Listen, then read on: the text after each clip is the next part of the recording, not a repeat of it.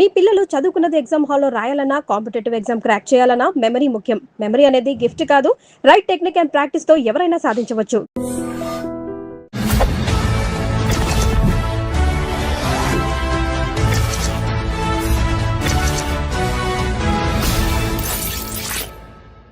అందరికీ నమస్కారం. నేను Swaroopa Potlapalli. Welcome to I dream. Donald Trump America అధ్యక్షుడిగా రెండోసారి బాధ్యతలు చేపట్టిన తర్వాత తీసుకుంటున్న నిర్ణయాలు విదేశీయుల్లో గుబులు రేపుతున్నాయి. ప్రస్తుతం నాతో పాటు American studies expert Kanneganti Ramesh గారు ఉన్నారు. ఆయనతో మాట్లాడి వీసాలకు సంబంధించిన అనేక అప్డేట్స్ తెలుసుకుందాం. నమస్తే రమేష్ గారు. నమస్తే అండి. అనుకున్నట్టే అవుతోందండి. ఇంకా ట్రంప్ వచ్చాడంటే ఖచ్చితంగా వీసాల మీద అనేక రకాలైన డెసిషన్స్ తీసుకుంటారు అని అందరూ అనుకుంటూనే ఉన్నారు. ముఖ్యంగా H1B వీసాల మీద లాటరీ సిస్టమ్ ను బ్యాన్ చేయబోతున్నారు, ముఖ్యంగా రద్దు చేయబోతున్నారు అనే వార్తలు వస్తున్నాయి. మీ దగ్గర దీనికి సంబంధించి ఏమి ఇన్ఫర్మేషన్ ఉంది? H1B లాటరీ సిస్టమ్ ని రద్దు చేయటం అనేది ఇప్పుడు జరగదు. Please be relaxed. కానీ there are two schools of thought. ఒక స్కూల్ ఆఫ్ థాట్ ఏమని చెప్తుందంటే, మెరిట్, అమెరికా అంటేనే merit based economy, meritorious talented highly skilled పీపుల్కి ఇవ్వాల్సిన H1B వర్క్ పర్మిట్ని మీరు అదేదో ఒక జోదం లాగా లాటరీ వేసి ఆ లాటరీలో ఎవరిది చిట్టు వస్తే వాళ్ళని తీసుకొని వాళ్ళకి పంపించడం ఏంటి? ఎగ్జాంపుల్ అండి, హార్వర్డ్ యూనివర్సిటీలో చదువుకున్నాను నేను. ఎగ్జాంపుల్, నిజంగా నేను స్టాన్ఫోర్డ్ యూనివర్సిటీలో చదువుకున్నాను. నేను ఆర్టిఫిషియల్ ఇంటెలిజెన్స్ ప్రోగ్రామ్ మీద మొన్న 2024లో స్టాన్ఫోర్డ్ యూనివర్సిటీలో చదువుకొని వచ్చా. నేనే అమెరికాకి H1B కోసం అప్లై చేస్తున్నా. కానీ నా టైం అవ్వక నా చిట్టు పికప్ అవ్వకుండా ఎవరో అమెరికాలో ఒక చిన్న యూనివర్సిటీలో అడ్మిషన్ వచ్చిన వాళ్ళ లాటరీ సిస్టంలో అక్కడ చదువుకొని వచ్చిన అబ్బాయిది వర్క్ చేయడానికి ఆయన చిట్టు పికప్ అయింది అనుకోండి. మరి నేను స్టాన్ఫోర్డ్లో చదువుకొని వచ్చాడు, అతను ఏదో చిన్న యూనివర్సిటీలో చదువుకొని వచ్చి ఇద్దరం వెళ్తుంది భుక్తి కోసమే. కానీ నా ఎడ్యుకేషనల్ క్వాలిఫికేషన్స్ అన్ని పక్కన పెట్టి ఆయనది పికప్ అయింది. అంటే నా మెరిట్ అసలు టెస్ట్ కాకుండానే, నా మెరిట్ జడ్జిమెంట్కి రాకుండానే, దాని పరిగణలోకి తీసుకోకుండానే ఏదో లాటరీ వేసి లాటరీలో చిట్టిస్తే ఎంత పెయిన్గా ఉంటుంది మేడం. ఇది ఒక స్కూల్ ఆఫ్ థాట్, ఒక section of society argument. It should be on merit basis, not on the lottery chit pickup basis. Second rung of people ఏం చెబుతున్నారంటే, వర్ణాలు, వర్గాలు, తరతమ భేదాలు, ఉన్నోళ్ళు లేనోళ్ళు ఇవన్నీ మాకు సంబంధం లేదు. చిట్ ఎవరికి వస్తే వాళ్ళకి కూడా వదిలిపోయే ఈజీ అవుద్ది. మేము అప్పుడు ఫెయిర్గా ఉన్నట్టు ఉంటుంది, జడ్జిమెంట్గా ఉన్నట్టు ఉంటుంది. అంటే we're not being judgmental, we're very fair and transparent. Whoever like chit gets picked up or lottery gets picked up, he or she will get the H1B permit. So ఇదే fair model అని కొంతమంది. So ఇటువేమో merit అని, ఇటువైపు ఏమో lottery based అని.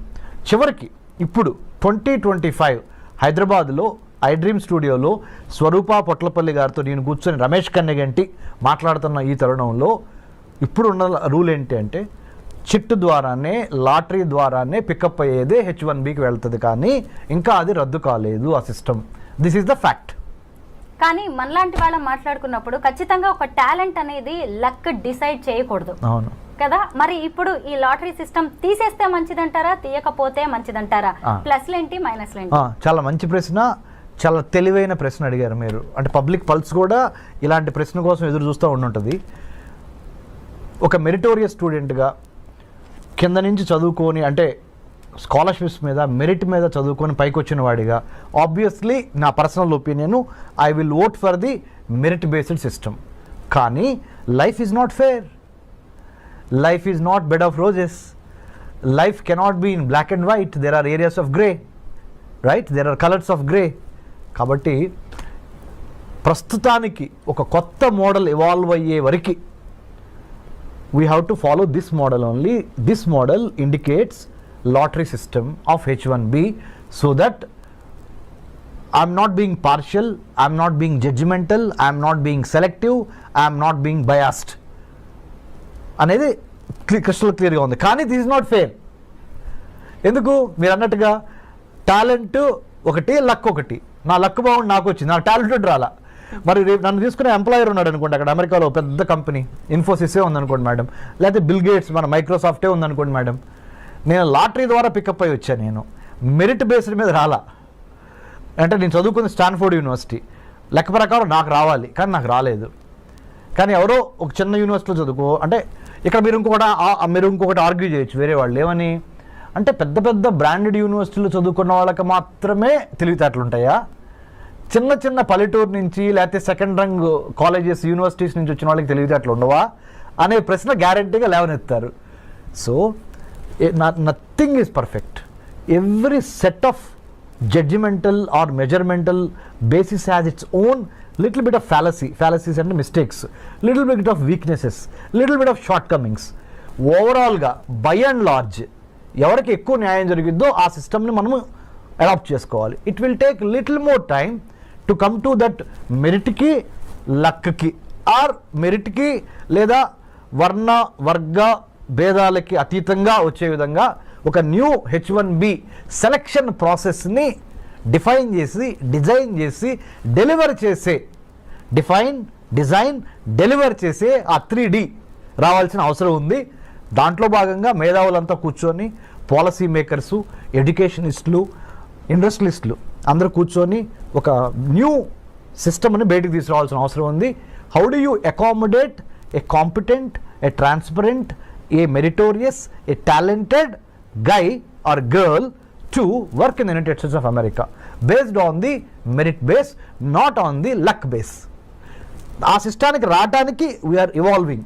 ఎందుకంటే Rome is not built over night కదా, తప్పులు జరుగుతూ ఉంటాయి, నేర్చుకుంటూ ఉంటాం, వాటిల్లో నుంచి ఇవాల్వ్ అయి వస్తూ ఉంటాం. ఐఎమ్ షూర్ స్వరూప గారు in the days to come in very near future I think United states customs and immigration agency will go in to that direction under the department of homeland security. H1B వీసాలో కొత్తగా ఏమైనా మార్పులు తీసుకొచ్చే chances ఉన్నాయంటారా? I think that's a smart question again. You know why?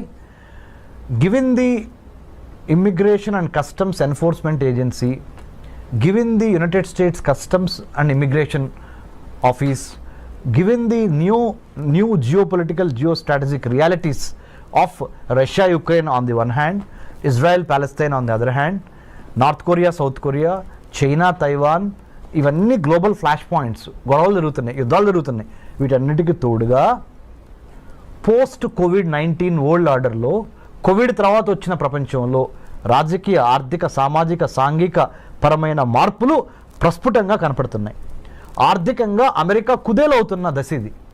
For your kind information, America ఆర్థిక బలాలన్నీ వీగిపోతున్నాయి.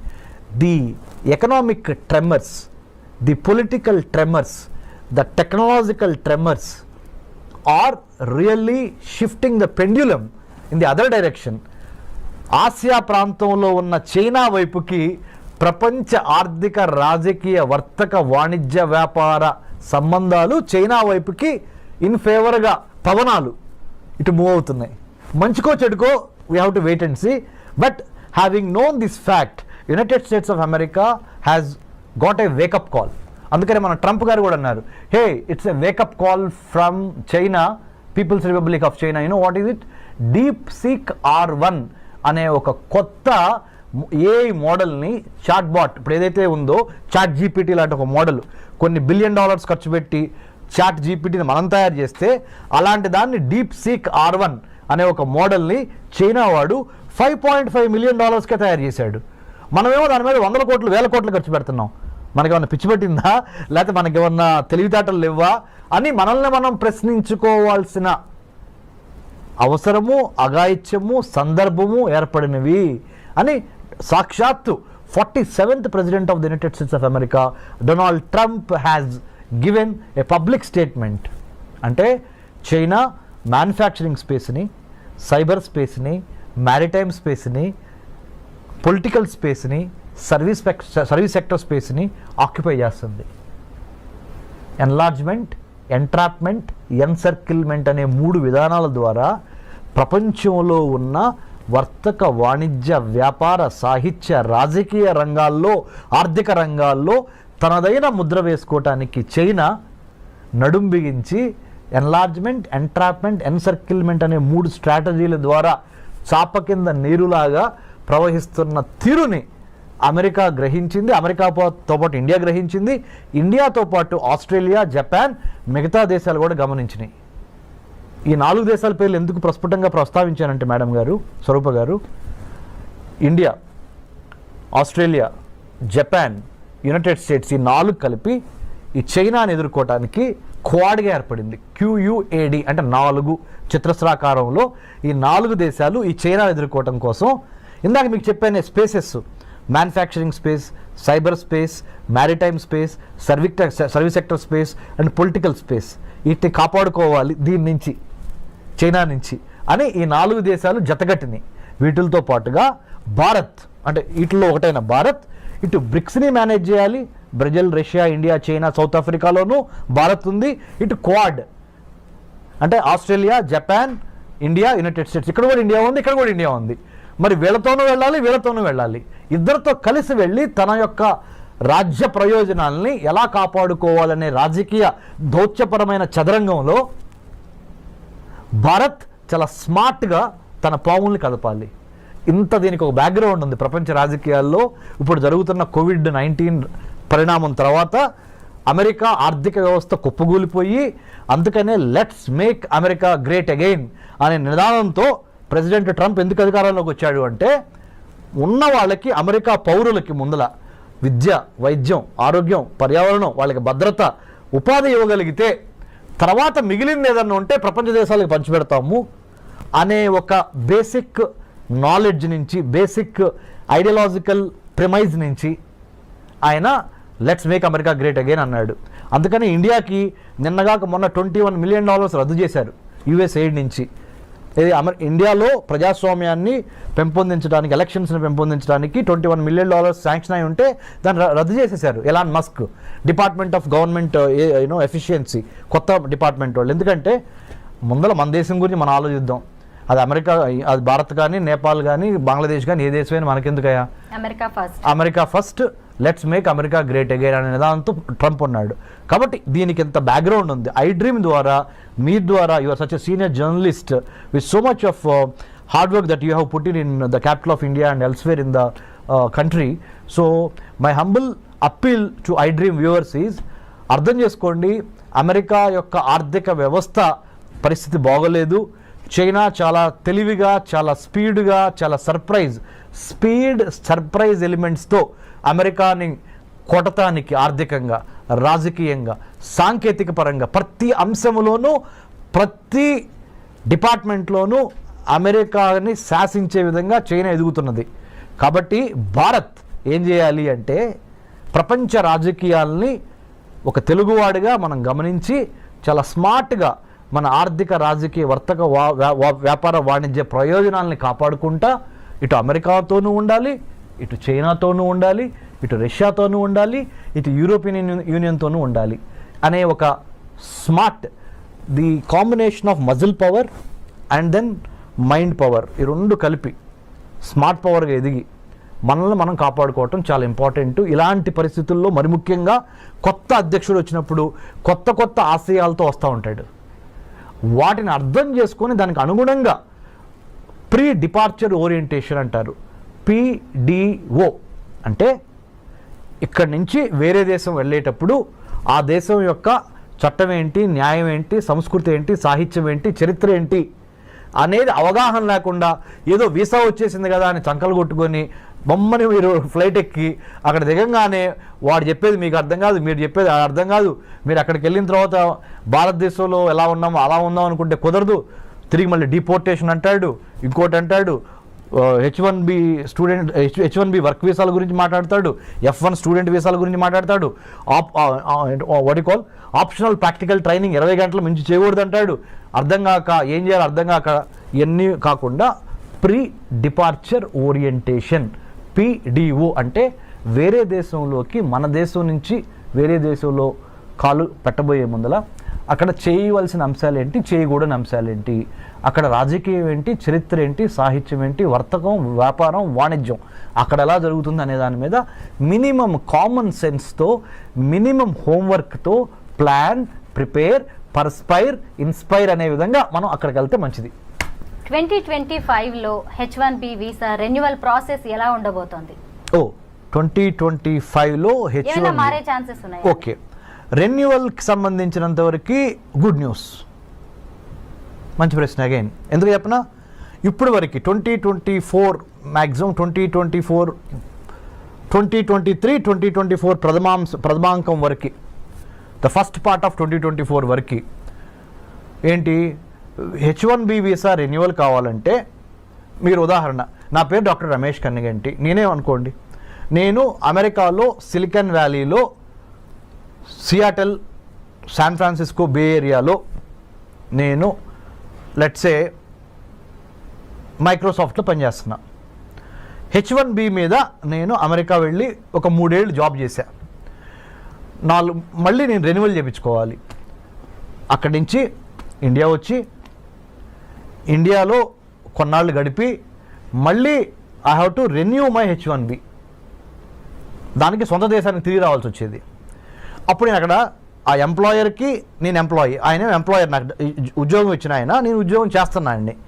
మా ఇద్దరికి మధ్య కొంత కమ్యూనికేషన్ కావాలి, మళ్ళీ మీ ఇద్దరు అడ్జస్ట్ అవ్వాలి. నిన్నటి వరకు అక్కడ జాబ్ చేస్తా, ఒకేసారి మళ్ళీ ఇండియా వచ్చి ఇండియాలో మళ్ళీ ఫుడ్, క్లైమేట్ ఇవన్నీ అడ్జస్ట్ అయ్యి మళ్ళీ ఇక్కడి నుంచి మళ్ళీ అదే జాబ్కి వెళ్ళేటప్పటికి కొంత టైం పట్టేది. సో ఇదంతా ఎందుకు టైం వేస్ట్ బ్యాచ్ అని ప్రధానమంత్రి మోడీ గారు ఎప్పటి నుంచో అమెరికన్ ప్రెసిడెంట్ బైడెన్ని అడిగారు, ఇప్పుడు ట్రంప్ గారిని మొన్న కూడా అడిగారు, మీరు H1B రెన్యువల్ అమెరికాలోనే ఉండి మా భారతీయులకి రెన్యూ చేసుకునే అవకాశం ఇవ్వండి అనగానే వాళ్ళు ఒప్పుకున్నారు.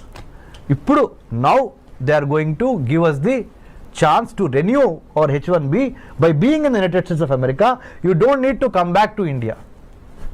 H1B వీసా మీద ఉన్న వారికి జన్మతః వచ్చే ఈ పౌరసత్వ రద్దు అనేది కూడా వాళ్ళ మీద ఎలాంటి ప్రభావం చూపించే అవకాశం ఉంది? అంటే H1Bని ఒక్క నిమిషం పక్కన పెడితే స్వరూప గారు, మొన్నటి వరకు 1789